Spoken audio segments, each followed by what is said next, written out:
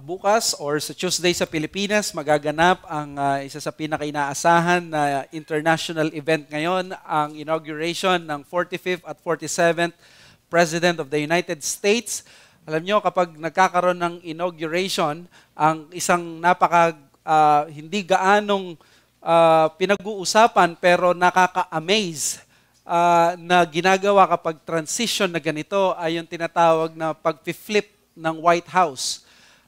Ito yung habang pag umalis na ang sitting president doon sa White House, biglang papasok na ang lahat ng mga representatives doon ng transition team at i-eradicate na nila lahat ng mga bakas ng dating presidente at gagawin na nila yung ayon doon sa gusto ng First Lady at ng President at meron lamang sila ng mga 6 na oras para gawin yon at napakabilis ng kanilang mga kilos. Pero isa sa mapapansin ninyo na iiwan na sulat doon sa Resolute Desk, pinakasikat na desk sa office sa buong mundo, doon sa Oval Office, ay yung letter ng president na outgoing doon sa kanyang presidente na papalit sa kanya. At usually, pare-pareho silang sinasabi na ang pinakamahirap na trabaho sa mundo ay ang pagiging presidente ng Amerika, pero ito rin daw ang pinaka-importante at ang pinaka-rewarding sa lahat.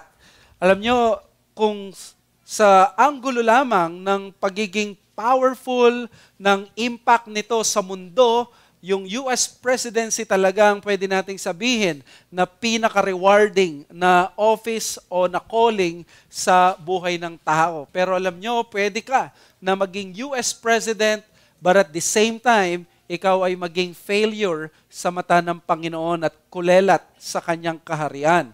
Ito ang isa sa katotohanan na hindi dapat natin na mapalampas kapag madaanan natin ang isang chapter na sa totoo lang ay isa sa mga chapters na nahirapan akong pag-aralan.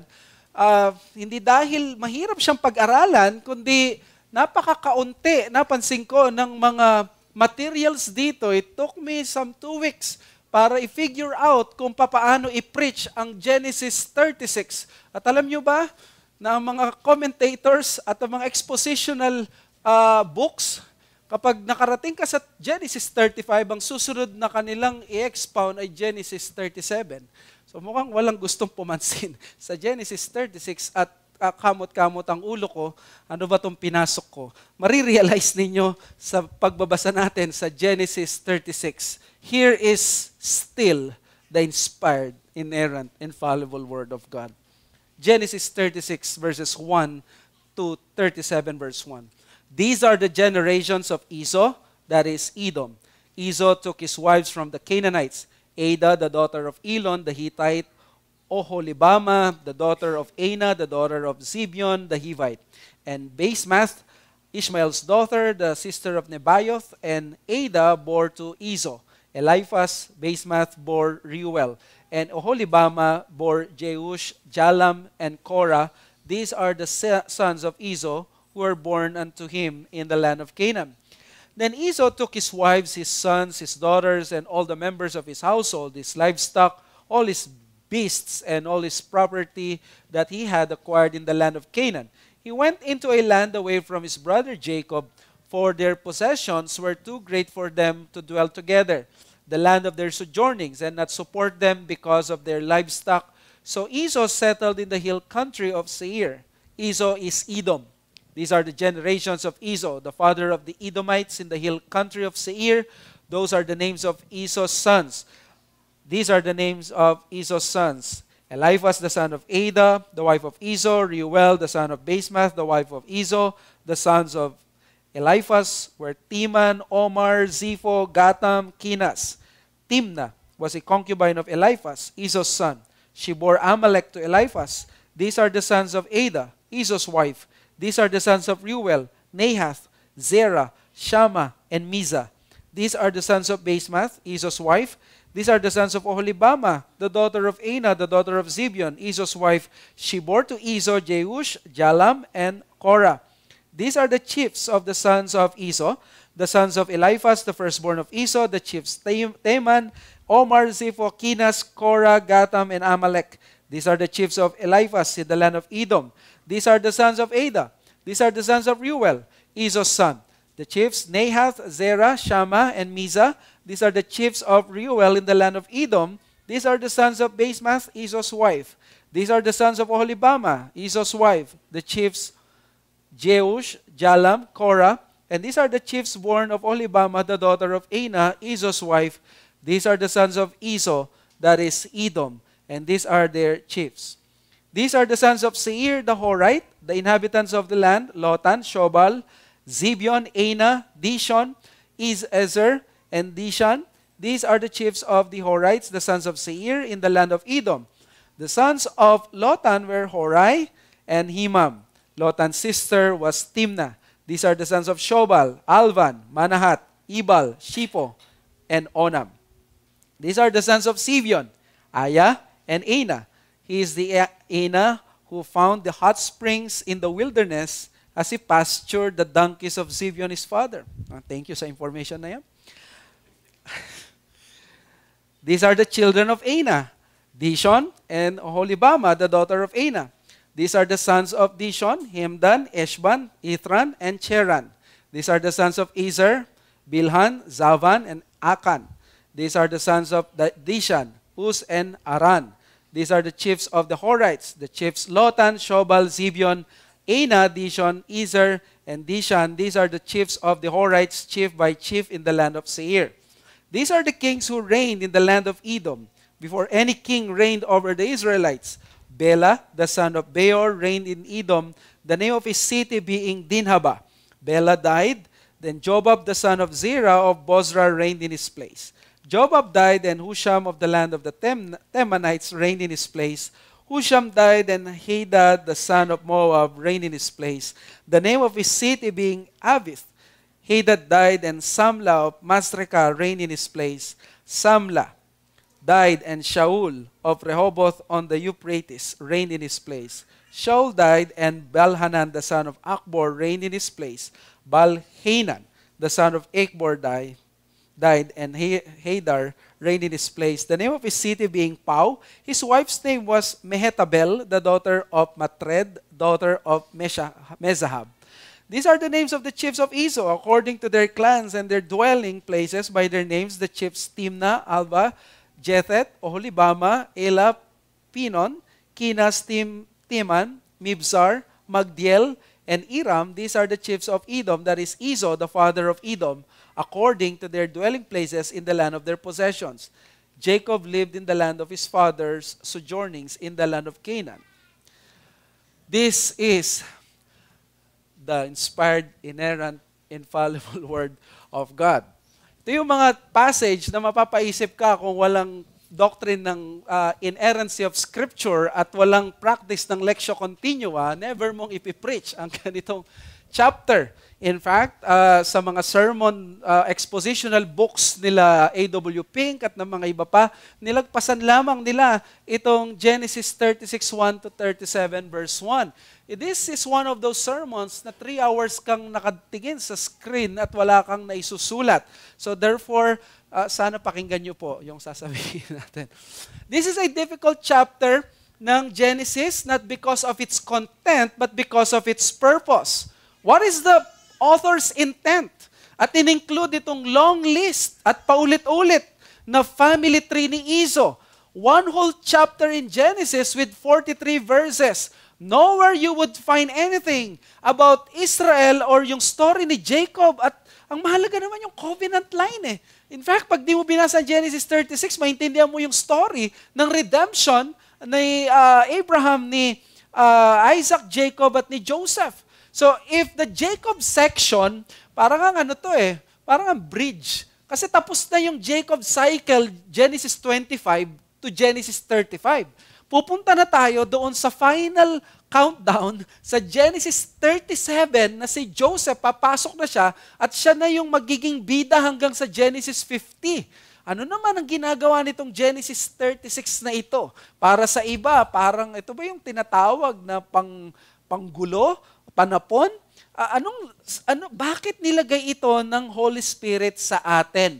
Bakit kailangan maglaan ng ganito kahabang section sa isang lahi na nireject naman ng Diyos? Sino ba si Esau? Di ba nireject siya ng Diyos? Bakit isusulat ito? Well, ito yung perspective muna para makita nyo yung bigat na nararamdaman ko po. No?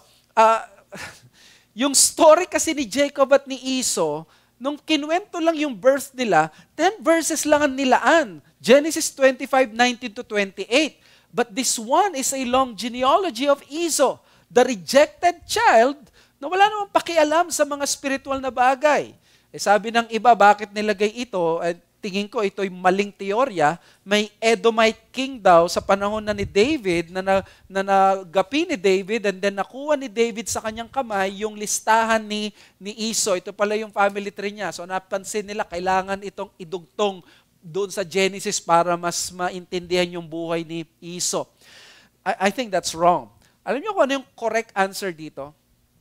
The answer to this lengthy genealogy is, theologically speaking, ang chapter is not about Esau, but actually about God.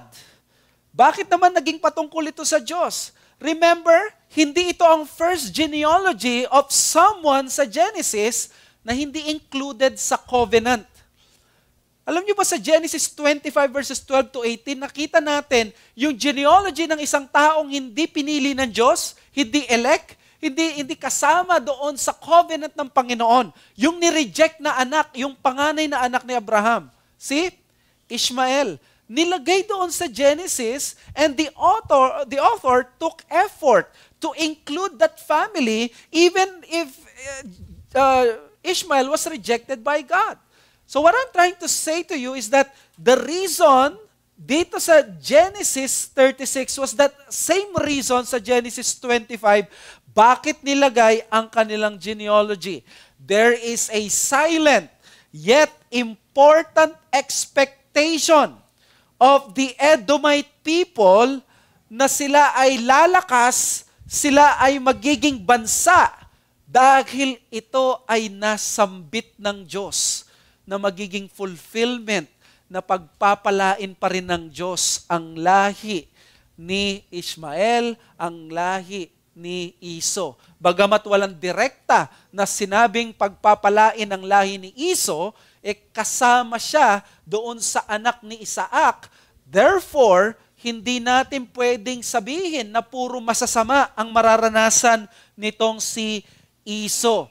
So therefore, mga kapatid, ang pinaka-reason bakit nandito siya is because gustong ipakita ng Diyos na ang kanyang mga salita, whether kapansin-pansin o hindi mahalaga sa inyo o mahalaga sa akin, lahat ng bagay na sinabi ng Panginoon, maliit man o malaki, lahat yan ay tutuparin niya. To the point na kailangan niyang i-record yung Genesis 36, yung patungkol kay Esau, just to point out to us that whatever God has said, He will continue to fulfill. Sabi sa Genesis doon sa 36, or si Ishmael, he will produce a great nation. Si Edom, nandoon. Bakit pa ulit-ulit sa Oholibama? Ulit-ulit sila, yung mga anak niya. Bakit? Gustong ipakita na naging chiefs sila, na naging kings sila. Gustong ipakita na nagtagumpay sila, na kahit outside sila ng covenant nation ng Israel, sila hindi pinabayaan ng Diyos. Katulad kay Ishmael sa Genesis 17:20. As for Ishmael, I have heard you. Behold, I have blessed him and will make him fruitful and multiply him greatly. He shall father 12 princes and I will make him into a great nation. Mga kapatid, the passage is not to show first yung historical data or data ni Ishmael at ni Edom. Ang pinaka-aim ni Moses dito is to demonstrate that God is not the God who fulfills only the greater promises, He also fulfills even those senseless, lesser promises. Ganito ang Diyos na sinasamba natin, that no promises of Yahweh will fall to the ground. Thus, ang ating title, No Promises Falling to the Ground. Kahit parang hindi natin siya kailangan, parang okay na kahit mag-Genesis 37 na tayo, What is at stake is not the historicity ng Ishmaelite at Edomite lineage, but the veracity of the very Word of God. Over and over again, ang Scripture ay chorus dun sa sinasabi ni Paul sa Romans 9:6. But it is not as though the Word of God has failed. Never na darating sa point that the Word of God will fail. Yes, the seeming needless and an important chapter of Genesis 36, hindi po siya useless, hindi siya needless after all. It is so important to the mind of God, and therefore it should be important also to us. Because what is at stake is the very promises of God given to the people by His very own mouth. Hindi pala bibitawan ng Diyos ang isang pangako niya kahit gaano man ito kaliit. O parang siguro sa pagko-converse natin bilang tao, minsan meron ka lang nabanggit na konti. Hindi mo na tinupad yon at naintindihan ng tao yon kasi tao ka lang Nabanggit mo lang in passing. Pero ang Panginoon pala, lahat ng sasabihin niya ay totoo at tutuparin niya kahit sa tingin natin ay hindi na ito mahalaga na gawin. Hindi pala bibitawan ng Panginoong Diyos ang isang pangako niya, gaano man ito kaliit, gaano man karami ang hindi nakakaalala o gaano man karami ang hindi nag-expect, ang Diyos hindi siya nakakalimot at hindi nagpapabaya. Even the lesser promises of God testify to the full faithfulness of God. Ang gusto ko lang sabihin nung na-realize ko itong aim na ito ng Genesis 36 napasulat na lang akong, wow, praise God. The God that we serve is not the God of big promises only, but He is also the God of the lesser known promises. Whatever He mentions out of His mouth, He makes sure to fulfill it, even when it is irrelevant, even when this is outside the kingdom. Even when this is outside the covenant promises. Kung tutuusin, hindi ito kasama sa lineage nitong si Jacob. But of course, ano man ang sasabihin niya, it's always connected to that kind of covenant. Gusto kong makita natin sa Genesis 36, one thing, that the God that we serve is the God that we can rely on. He is the God who keeps His word, great or small, He keeps them all. That is our message sa umagang ito. God remembers all His promises, no matter how insignificant and unimportant some of them to us are. God remembers all His promises, no matter how insignificant and unimportant some of them to us are. Minsan, parang mahalaga pa ba ito? Significant pa ba ito? But you see, the veracity of the Word of God pushes and forces ang katotohanan na ito na ipakita na ang Diyos maasahan siya sa lahat. Hindi lang yung mga ina-expect natin. Sino dito ang may interest sa genealogy ni Esau? Sino ang na-inspire? Nung kayo ay nabasa po ninyo kanina. Ang pinaka-paborito ko doon, yung nakita yung springs. Ano sabi doon sa verse 24? These are the sons of Zibeon, Aya and Ana. He is the Ana who found the hot springs in the wilderness as he pastured the donkeys of Zibeon, his father. Naisip ko, ano ngayon kung naalaman ko yung siya ang nakadiscover ng hot springs in the wilderness? Nagkaroon ba ng resort noon? Seemingly parang unimportant.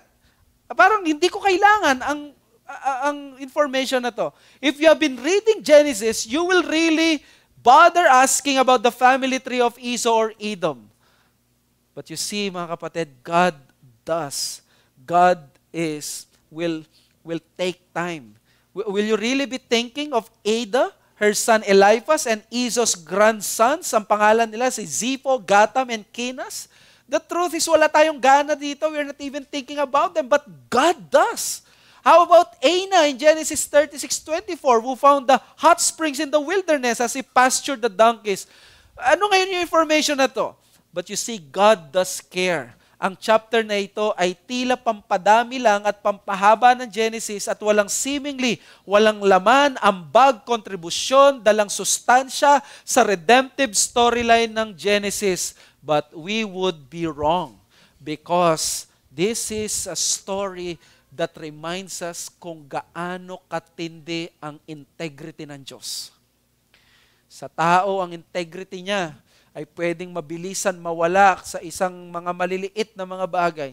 But God in Genesis 36, He keeps His integrity intact by telling us kahit maliliit, kahit insignificant, kahit useless na minsan, ay mga bagay na ikikip ng Panginoon. If He cannot be the God who can keep the lesser promises, anong confidence mo ngayon na madideliver ka niya sa mga sweeping, or madideliver niya yung mga sweeping and larger promises of God?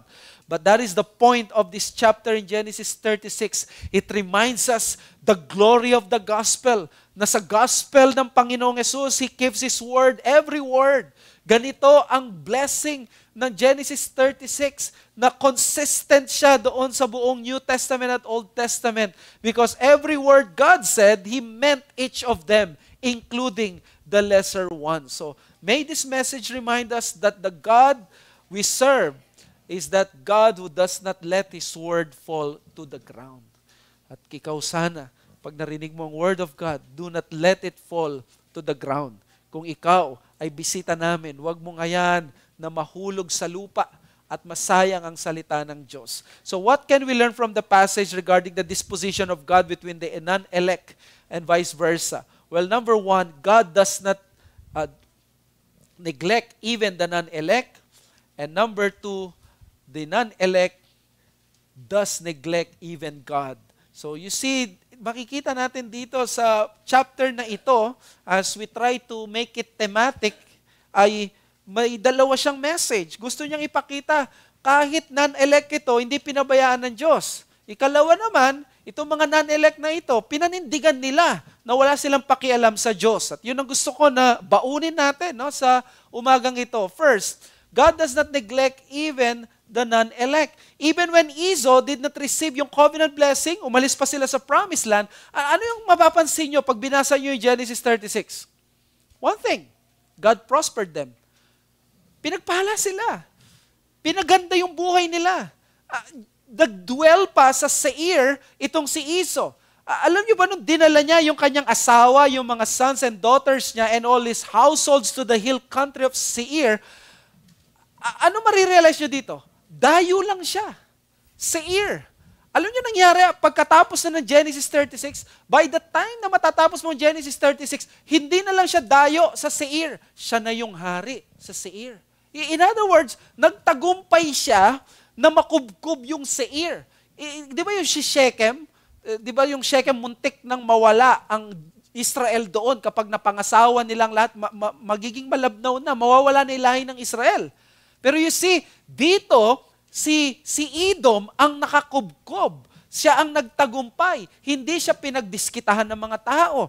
But instead of being abused and be dissolved in that place, they assimilated themselves in that place na hindi lang sila basta nagkaroon ng pamilya. Ang sabi ng Bible, sila ay naging chiefs at kings. Aba, tindi Sabi pa doon, this was the time na parang wala pang hari sa Israel, pero si Edom nagahari na siya. These are the kings who reign in the land of Edom, sabi sa verse 31, before any king reigned over the Israelites. Imagine, even before the Israelites had their monarchy, bago nagkaroon ng King Saul, King David, ang lahi ni Esau ang unang nagkaroon ng hari. Ang covenant line ay kay Jacob, pero ang unang naging hari ay itong si Esau. Esau became a notable nation in a foreign land. Nung umalis siya sa promised land, ang expectation natin, umalis ka sa promised land, ako, paparusahan ka ng Diyos, judge ka ng Diyos. Ang ginawa ng Panginoon, iningatan siya at hindi siya naghirap. Alam niyo, dapat ang text na ito, baguhin niyo yung mga ibang theology ninyo. Ang ibang theology natin, kapag nawala sa paglilingkod ng tao, maghihirap siya at mawawalan siya ng kayamanan. No. Minsan, dahil sa sobrang kabutihan ng Diyos, kahit umalis siya sa kalooban ng Diyos, mas lalo siyang yayaman. O siya ay magiging matagumpay because wala necessarily doon sa pagyaman ang indikasyon na siya ay nasa kalooban ng Diyos o wala. Ganito katindi itong pinapakita na parang mercy ng Panginoon. Na kahit wala sila sa promised land, Yahweh fulfilled the word that Esau would prosper. At ano nangyari nga? Esau became wealthy. Sabi sa verse 7, no, for their possessions were too great for them to dwell together. The land of their sojournings could not support them because of their livestock. Ang ginawa niya, magkasama sila ni Jacob, pero sobrang, alam mo yun, sobrang tindi na. Nang dami na nilang pag-ari, umalis na lang siya. Sino yung gumawa nun na umalis sa isang covenant person? Si Lot.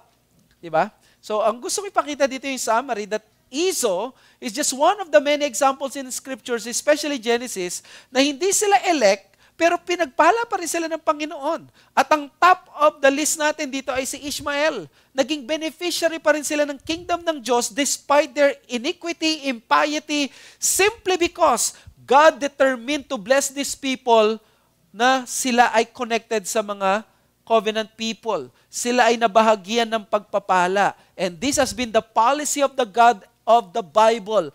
Ang Diyos ng Biblia, mga kapatid, sa totoo lang, tingnan ninyo, mayroong tao na gumawa ng masama, pero bakit buhay pa hanggang ngayon at hindi siya pinatay kaagad ng Panginoon? May isa, kakilala kayong Kristiyano, iniwan ng paglilingkod. Akala nyo, pag iniwan niya ang paglilingkod, sila ay mapapasama, pero bakit okay siya at mas malusog pa siya ngayon sa'yo? At mas nakakapag-diet pa siya ngayon sa'yo? Is it, bakit? It is because of this. Ang Diyos daw, pag tiningnan mo ang nature niya, ang nature nakakatas sa kanya, hindi yung kanyang wrath. Ang kakatas sa kanya yung kanyang mercy. Ang kakatas sa kanya yung kanyang grace. Hindi yung galit. Tayo gusto natin parusahan ng Diyos ang kagad yung mga taong nanakit sa atin. Ang gusto natin kaagad ay balikan ng Diyos ang mga nanggoyo sa atin o nanakit sa atin. Pero ang Diyos, hahayaan niya na magkaroon ng mga masamang damo na mahirap mamatay, not because magaling silang lumusot, kundi ang Diyos, ang mercy niya ay sobrang kumakatas sa kanya, natural na lumalabas sa kanya. And that is the point here. God is so rich and abundant in grace that He is gracious and kind even to those who are not elect or who are not His people. The examples in Genesis are infamous and notorious of their lack of love and belief in God, choosing rather the pleasures of this world rather than the priorities of the covenant. Ishmael, a man outside the covenant of God. Pero anong ginawa ng Diyos sa kanya? Siya hinayang magkaroon ng sariling buhay at bahay at bansa. In other words, siya yung naging progenitor ngayon ng mga Arabo. Mga kapatid, until today, those numerous, countless Arabs look to Ishmael as their ancestors. They have played so many important roles in history and in geopolitics. Itong mga Arabo na to. Ang mga Arabo ang pinagkalooban ng deposit ng langis sa Middle East. Sila yung steward ng mga langis na yon na nagpapaandar sa mga makina ng buong mundo. Napakatindi ng lugar ng mga Arabo ngayon. Sila yung custodian. Lahi yan ni Ishmael. At sinong nasa likod niyan? Magaling lamang sila sa kanilang mga diskarte sa buhay. Magaling sila sa business. Kaya kaya nila na, nung nandun kami sa Qatar, doon sa mall, meron doon na mga totoong gold na ginawang flooring na mga bits of gold.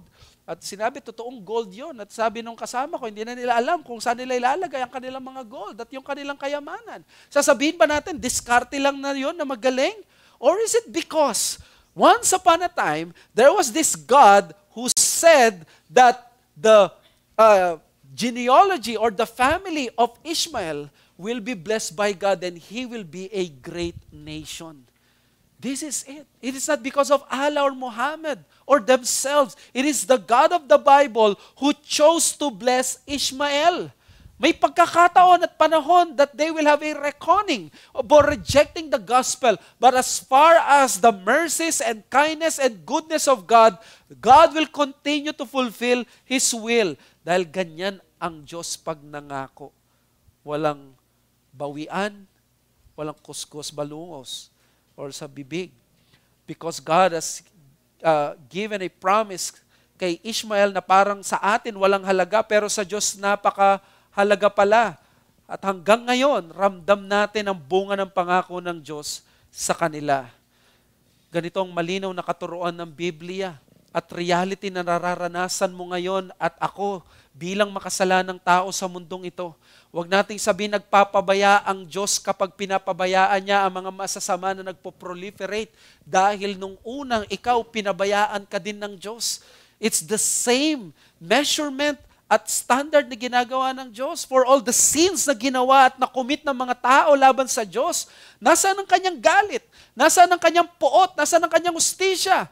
Yan ang tanong sa Habakuk. Lord, late ka na. Nasaan ka na? Ito ang Diyos, nagtitimpi. Nagtitimpi siya para magbigay daan sa kahabagan, biyaya, benevolence at kindness ng Diyos. Why? Because He is still their Creator na nagsusustain sa kanila. He must fulfill His task of providing food to them because they look up to Him for food. Sabi ng Psalm 104 verse 21, anong ginagawa ng Diyos dito sa mga taong ito na walang kinalaman, hindi sila mga anak ng Diyos? Anong sabi ng Panginoon sa verse 21 ng Psalm 104? The young lions roar for their prey, seeking their food from God. Anong ginagawa ng Diyos sa mga hindi bahagi ng covenant? Ayun, inaalagaan niya, minimake sure niya meron silang makakain. Minimake sure ng Diyos siya ay creator sa kanila. Sabi ng Psalm 104 verse 35, from your lofty abode, you water the mountains, the earth is satisfied with the fruit of your work. Anong ginagawa ng Diyos? Inaalagaan daw niya yung bundok para yung mga atheists na aakyat dun sa bundok na yun, mas ma-appreciate nila yung bundok na ginawa ng Diyos na sinusumpa nila. Ganong kabuti ang Diyos. Pagagandahin pa niya yung tubig na nagtatampisaw ang mga taong dadagat. Pagagandahin niya yung scenery doon sa mata ng mga taong walang pakialam sa Diyos. Ito ang theology that we call common grace. A grace that is not meant for some, but for all. It is common. It is in contrast sa special redemptive grace ng Diyos. This grace is for man regardless ng kanyang status, elect or non-elect, merong common grace. Nevertheless, it is grace. It is still grace because it is undeserved. Ang magandang scenery, ang magandang bundok, ang pagkain na kinakain ng ungrateful na tao, hindi marunong man na magpasalamat sa Diyos, ito ay common grace ng Panginoon. Ito ay grace pa rin. Hindi karapat-dapat sa Kanya, pero inutusan niya. Ang gumagawa ng tinapay, nabigyan siya ng pagkain. And this world is being sustained not only by the power of God, but by the grace of God. The common grace of God and the saving grace of God. Ito yung gift ng Diyos sa kanyang creation, sa unbelieving populace, para masustain sila, para sila ay maging maganda. Kahit na sila'y mura-murahin nila yung Diyos, para sila'y mag-flourish. God has endowed this earth ng ganong gifts, ng ganong beauty, ng ganitong provision, so that kahit ang isang unbeliever na sinusumpa ang Diyos, ay patuloy na magiging gifted with skill and wisdom ng isang ininyero. So that a person who hates the idea of religion and church can still write excellent journals, can still perform on the highest level sa pagiging scientist. Kahit araw-araw silang nagmumura, sinusumpaan Diyos, nagagalit sila, okay lang yun sa Diyos. Why? What is the intention of God? Gusto lang ng Diyos na maging bida na nagpapabugbog muna sa simula? No, sabi ng Romans 2:4, or do you presume on the riches of His kindness and forbearance and patience, not knowing that God's kindness is meant to lead you to repentance. Kung bisita ka ngayon dito, may kabutihan kang natatanggap mula sa Diyos, sinasabi ko yun sa iyo, hindi yan lisensya para magtuloy ka sa kasalanan mo. Yan ay paraan ng Diyos para idiretso ka sa pagsisisi, para takbuhan mo itong pinupuntahan mo na kasamaan at pinupuntahan mo na judgment ng Diyos. Mga kapatid, napakabuti ng Panginoon. Ang kumakatas sa Kanya, sinabi ko kanina, hindi Kanyang galit, kundi ang Kanyang mercy. Mas mabilis na ang mga tao ay maging dumami ang mga masasama kaysa may mga pumunta sa impyerno, because God is not willing that any should perish but that all should come to repentance. He is a God who glories doon sa pagre-repent. So ano magiging challenge nito sa atin? Take greater comfort and assurance in the faithfulness and graciousness of God toward the ungodly. Alam niyo, tendency ko, kapag nakita ko yung ungodly nagkaroon ng ganitong privileges, pwede ako mainggit. In fact, totoo ito. That is not because masama itong taong ito o masama ako. Just few days, I have this person na kasama ko mag-pray. And sa gitna ng problema na nararanasan niya, he cannot avoid but to think, why are the people na napakasama? Napakaganda ng kanilang buhay. Bakit yung ganito na napakaganda ng hangarin mo, ikaw pa ang magkakaroon ng ganitong pagsubok? And this is not because, alam mo, but this is actual. Pero ito pala yung isang lesson sa atin, no? Magkakaroon dapat ako ng comfort at magte-take ako ng assurance na kung pinapakita ng Diyos ang graciousness niya sa isang rapist, sa isang murderer, take comfort ko yung kung ganito ang Diyos sa isang taong wala sa covenant, mas lalo siguro siya sa mga taong nasa kanyang anak na si Jesucristo. That is the evangelical lesson behind this unbelievable goodness ng Diyos sa mga wicked and those outside this covenant. Yung lesson of the argument of the lesser. The less argument from the lesser. If God is already faithful kahit sa lesser promises, hindi niya nine-neglect yung maliit na bagay na yon, you can count on na mas lalo niyang pag-iigihan ang kanyang katapatan doon sa mga malalaking bagay. How much more yung mga anak niya na nagsabi ng Psalms, di ba? Sino pa kaya ang hindi maawa doon sa mga saints na araw-araw umiiyak sa Panginoon? Lord, how long? Hanggang kailan ako magtitiis? Hanggang kailan ako mahihirapan ng ganito? In other words, walang Diyos at walang tatay na hindi makikinig sa kanila at hindi madudurog ang puso. Ganito ang tingnan mo. Kapag nakikita mo ang kabutihan mula sa Diyos, at alam mo, how much more ikaw na bahagi ngayon ng greatest covenant on earth, the new covenant of the Lord Jesus. Kung ang Diyos ay nagtitake time na alagaan at ikip ang isang iso na walang ibang inatupag kundi ang pangangailangan ng kanyang laman, how much more sa inyo na object ng kanyang love at affections? How about ikaw na wala kang ibang inisip kundi yung ministry mo sa Sunday, na inisip mo na maging blessing ka sa mga kapatid, na ikaw ay maging pinagpipray mo sila. How much more yung pag-iingat ng Panginoon sa iyo? Iningatan ng Panginoon itong taong walang kabiblia-biblia sa katawan. How much more ikaw na kay Jesucristo? Baka nadi-discourage ka. Minsan, pinakikinggan ka pa ba ng Diyos? Ang Diyos pa ba, nakikita ka? Look at this, si Esau, he was given riches, nation, and in stature, chiefs, kings. Sa kanyang lifetime, despite his sinfulness and rejection sa Diyos, for sure, hindi ito license to continue in rejecting God and His claims, but this is to show that God's nature is being good and gracious and merciful. Ang Panginoon dito kay Esau, he cannot stop from being so merciful and gracious and good. Alam niyo kung kailan ito mas bumuhos na hindi lamang honeycomb, kundi parang rain, talagang parang ulan, the moment that Jesus Christ died on the cross. Doon mas bumuhos ang mercy ng Panginoon to the point, sabi ng Romans 5, na para sa isang mabuting tao, walang gaanong mamamatay. Pero sinong mamamatay para sa isang masamang tao? Sabi niya, sinong mamamatay para sa isang masamang tao? Wala. But you see, Jesus commended, demonstrates His love toward us in that while we were yet sinners, Christ died for us. Ang ganda ng gospel. Ang ganda ng ebanghelyo, mga kapatid. Pinapakita ng gospel yung tamang pananaw sa buhay. Kailangan ko yung gospel parang sa gayon. Kapag nakita ko yung wicked nakatanggap ng grace ng Panginoon, hindi ako magtatampo. Hindi ako magagalit na bakit sila ganito. Because the gospel gives me that lens. Ganito yung gospel.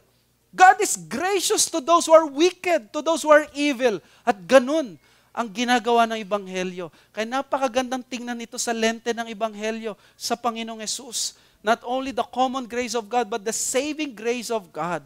At eto pa, tayo mga na kay Kristo, sobrang tindi ng effect natin sa mundo. Sabi ng Titus 2:11-14, for the grace of God has appeared. Yung appeared dito, epiphany, sabi niya, bringing salvation for all people, training us to renounce ungodliness and worldly passions. Alam niyo po ano sinasabi dito? Paano nangyari na yung grace daw ng Diyos dumating, bringing salvation for all people, hindi naman naligtas ang lahat? O dito yung isang famous position ng Reform. Ang famous position ng Reform dito, yung tinutukoy na salvation for all people, ito yung grace na nagdadala ng salvation sa lahat ng tao. Ang nangyari, hindi naman na-save ang lahat ng individual, pero lahat naapektuhan ng gospel. Nagkaroon ng parang salvation. Look at this. Once na ang gospel, nagkaroon ng Kristiyano sa bahay, anong mangyayari sa tahanan na yon?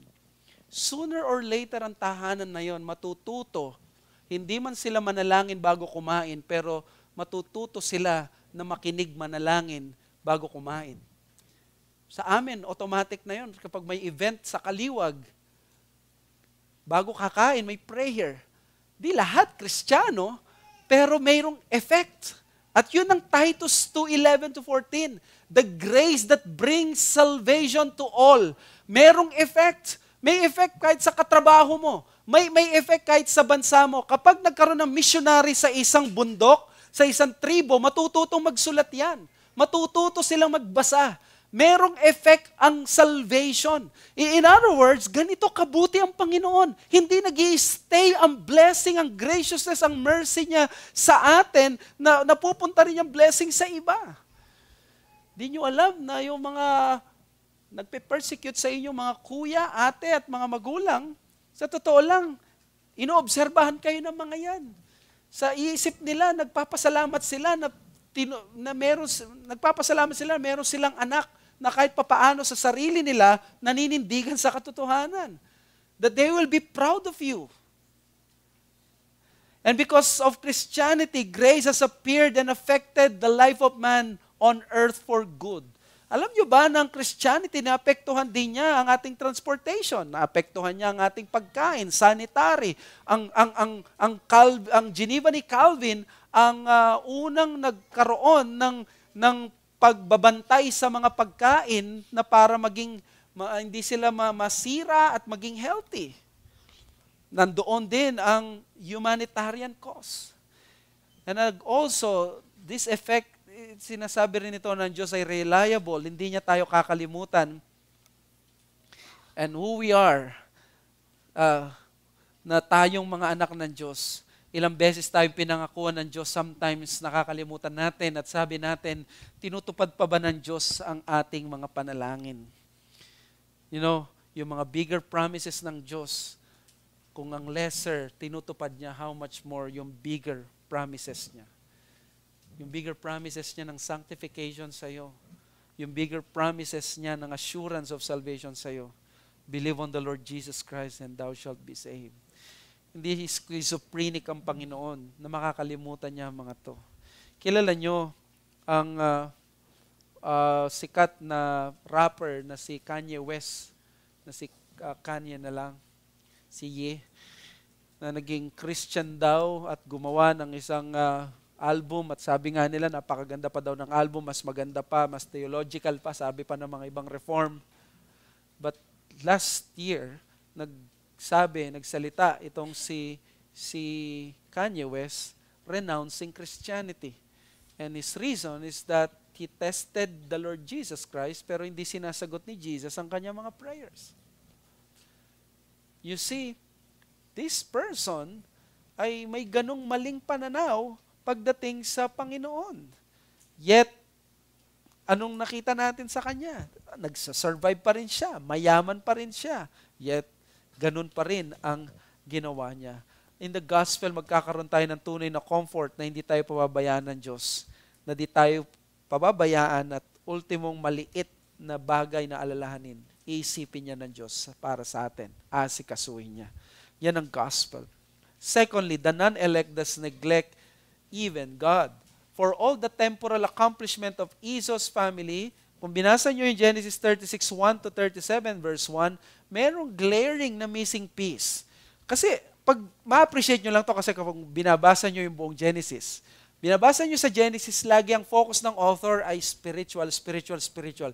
Pagdating ng verse 36, walang anumang bagay na spiritual na bagay or blessing. Walang spiritual blessing, walang anumang eternal na bagay dito. They were rich. Di nagkasya ang isang lugar. Sa isang lugar ang kanilang pag-ari. They were powerful. Chiefs and kings. Kaya nga inulit-ulit yung mga pangalan nila para i-emphasize na naging chiefs sila, naging hari sila, hindi lang sila naging katulong or hindi lang sila naging parang mga servants doon sa Seir. And what is that? Ang pinapakita dito, though they were rich, yet they were so poor pagdating sa biyaya ng Diyos. Alam nyo ba, for your information, trivia ito, after ng Genesis 36, mawawala na sa redemptive history si Esau. Yung Edom na lang ang matitira because merong plano ang Diyos sa Edom. Di ba? Yung Idumea at saka si Herod, ay lahi ni Edom yon, ni Esau. Pero wala na siya. Hindi na siya mababanggit. Dahil dito na naghiwalay na sila ng landas, pinakita na dito, ito na yan, last mo na yan. So therefore, mawawala na siya doon sa mga pinag-uusapan sa redemptive history. And that is the story of an unbeliever. An unbeliever can be successful in this life, yet he can be a failure sa kanyang kaluluwa. And that is the point. An unbeliever can be successful in this life while at the same time, a dismal failure in his soul. Pwede yan. Pwede kang maging presidente ng Amerika. You're the most powerful man on earth. Naging successful ka, pinapalakpakan ka. Nung sabi nung former president ng Pilipinas, sabi niya, I'd rather go to hell. Basta ang aking mga, yung aking mga tao sa mga Pilipino, they will have a better life. Gandang pakinggan, no? Politikong-politiko. But you see, pwede ka maging successful sa mata ng tao, pero dismal failure ka. Sabi yun nga, when Esau abandoned the promised life, he walked out of the record of saving history. Yung pag-walk out niya ng line ng promised land, tingnan nyo, hindi nangyari yung katulad nila kay Hamor at Shechem. Sabi dun si Hamor at Shechem sa mga Israelites, o sa mga anak ni Jacob, make marriages with us, give your daughters to us, and take our daughters for yourselves, and you shall dwell with us, and the land shall be open to you. In other words, ma-eradicate ang identity nila bilang Israel. Hindi ginawa yun ng Israel dahil mawawala ang Israel sa genealogy nila. Matatabunan. But look what happened. Si Esau, ginawa niya yon. Nakipag-asawa sila sa Seir, pero imbes na yung Seir imbes na sila ang malulusaw, ang nalusaw ang Seir. To the point later on, ang Seir is equivalent na kay Edom at kay Esau. Na-assimilate nila ang sarili nila pero they emerge as victorious. So nakita ninyo itong bagay, they were highly successful. But they were only successful sa buhay na ito, sa mundong ito. At ito yung hindi mo kailangan at hindi mo pwedeng gayahin, kapatid. After nito, ang Edom ay magiging katunggali ng Israel at sila yung hindi magpapadaan sa Israel at magagalit ang Diyos sa mga Edomites na ito na i-judge sila ng Panginoon na i-eradicate sila. To the point, sa Malakay, sabi niya, paano ko kayo pinakita ng pag-ibig ko sa inyo? Si Jacob, binigyan siya ang pinili ko, pero tignan mo, ang tirahan ng mga Edomites, nandun siya sa tirahan ng mga hayop. Napakapangit, napakasama.